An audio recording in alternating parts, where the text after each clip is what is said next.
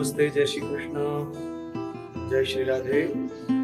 बहुत बहुत शुभकामनाएं आप सबको। हैप्पी लाइफ प्रोग्राम के तहत जो है आप जुड़े यूट्यूब के माध्यम से। बहुत सारे प्रश्न हमें प्राप्त होते हैं जिनका हम सहस्त्र शास्त्र युक्त उत्तर देते हैं और आपका समाधान करते हैं। आज हमारे पास में जो प्रश्न है ये वर्धमान जी जैन साहब अहमदाबाद गुजरात से लिखते हैं अपना प्रश्न। कम समय में ज्यादा पैसा कैसे कमाया जाए। जैन साहब, कम समय में ज्यादा पैसा कमाने की जो विधि है वह हमारे वेदों में वर्णित है। अथर्ववेद में वाणिज्य का बहुत सारा उल्लेख है, व्यापार का, उद्योग का। अर्थनीति अथर्ववेद में ही है, उसमें ये सारी चीजें दी हुई हैं वेद शास्त्रों में। दूसरी बात यह है कि ज्यादा पैसे का कोई लिमिट तो है नहीं। आदमी कैसे पैसा कमाए, कम समय का भी कोई लिमिट नहीं है। कम समय बोले तो एक दिन में, आधा घंटे में, 2 महीने में, 4 महीने में, 2 साल में। कैसे समझें कि आप कितना समय को कम मानते हैं और कितने पैसे को ज्यादा मानते हैं। इसीलिए ये प्रश्न ऐसा है, इसका समाधान करना बहुत ही दुर्लभ है। कम समय में पैसा ज्यादा कैसे कमाएं, इसका एक हास्य व्यंग में अगर कहूं तो बस इसका समाधान एक ही है कि जो भी पैसे वाले दिखे उनकी सबकी बैंक लूट ली जाए, तो तुम्हारी हवस तो पूरी हो जाएगी पैसे वाला होने की। और धर्म हो अधर्म हो, किस तरह से पैसा आए, बात यहाँ निर्भर करती है।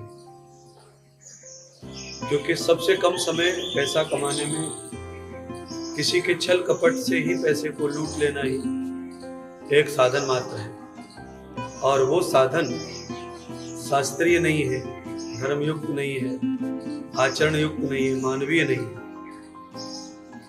फिर भी हमारे शास्त्रों में धन पैदा करने की विधि बताई है। धन परिश्रम से, मेहनत से ज्यादा धन नहीं आ सकता है। ज्यादा धन भाग्य से प्राप्त होता है। एक क्षण में, एक सेकंड में कितना भी धन आपको प्राप्त हो सकता है, प्रारब्ध के होते हुए, भाग्य के होते हुए।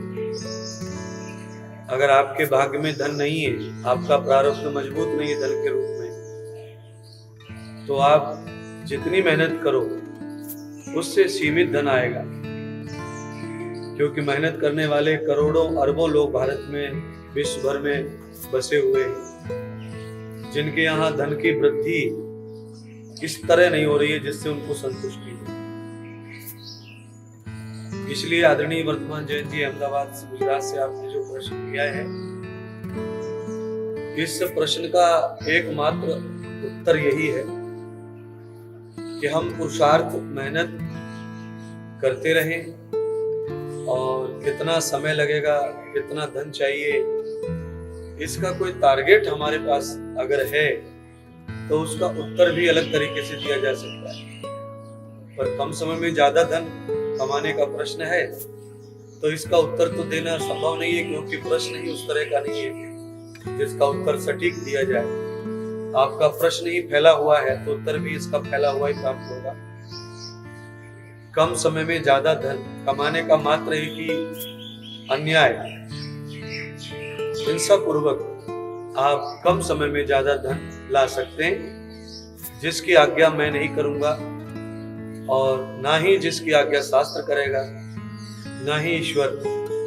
तो ये सृष्टि में चलने वाला जो चलन है, उस चलन को कमाने के लिए रात दिन आपका पुरुषार्थ, मेहनत तो लगती है। कमरे में बैठकर आप ज्यादा धन नहीं कमा सकते, इधर से उधर से साड़े वाड़े करके भी आप धन नहीं कमा सकते, क्योंकि सब जगह तकलीफ और परेशानियों में फंसने वाला काम है ये धन। इसीलिए धन हमेशा भाग्य से प्राप्त होता है। समुद्र मंथन की कथा मुझे याद आती है भागवत में। दैत्य और देव ने समुद्र मंथन किया, उसमें लक्ष्मी का भी जन्म हुआ। अब लक्ष्मी को दुर्वासा ऋषि को दिया गया,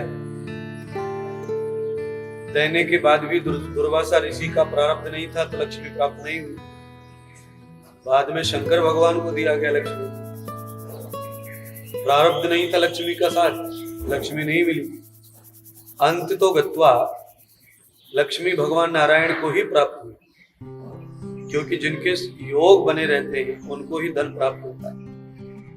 मेहनत करना, नौकरी करना, उद्योग करना, बिजनेस करना, धन आता जरूर है इनसे, पर ज्यादा धन आ जाए संतोष तुम्हें नहीं है, उतना धन इससे नहीं प्राप्त होता। और कई लोगों को छोटा व्यापार से ज्यादा धन प्राप्त होता है, छोटे प्लॉटिंग करने से ज्यादा धन होता है, छोटी बिल्डरशिप करने से ज्यादा धन आता है, छोटा सा मैन्युफैक्चरिंग करने से ज्यादा धन आता है। तो वो उनके प्रारब्ध में संयोग में लक्ष्मी पूर्व जन्म से स्थित है, इस कारण भी उन्हें धन कम समय में अधिक प्राप्त हो जाता है। जिनके प्रारब्ध में धन नहीं है उनको अधिक मेहनत करके भी अधिक धन नहीं प्राप्त होता।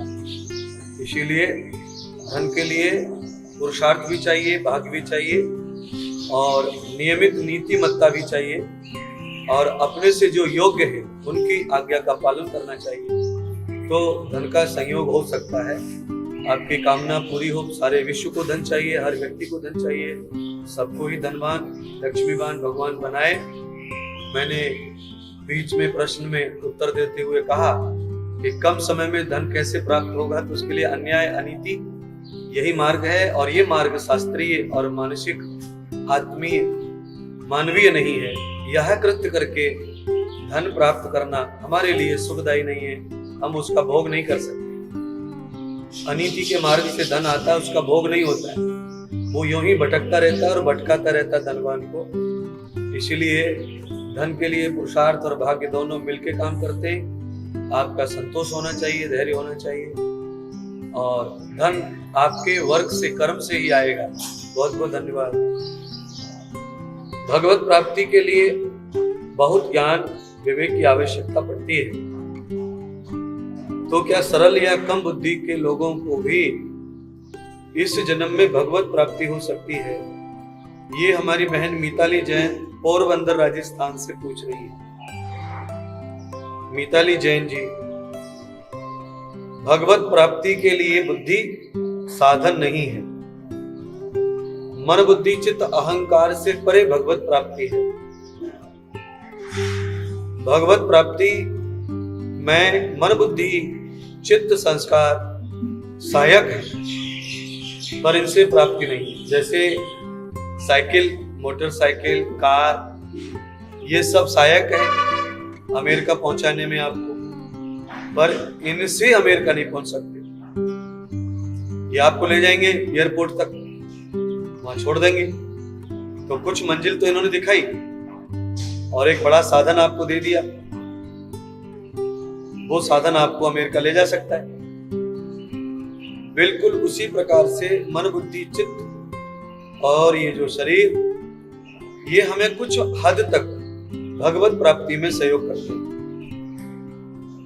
पर इनके साथ में इंद्रियां भी जुड़ी हैं, हमारे संस्कार जुड़े हैं, समाज का माहौल जुड़ा है।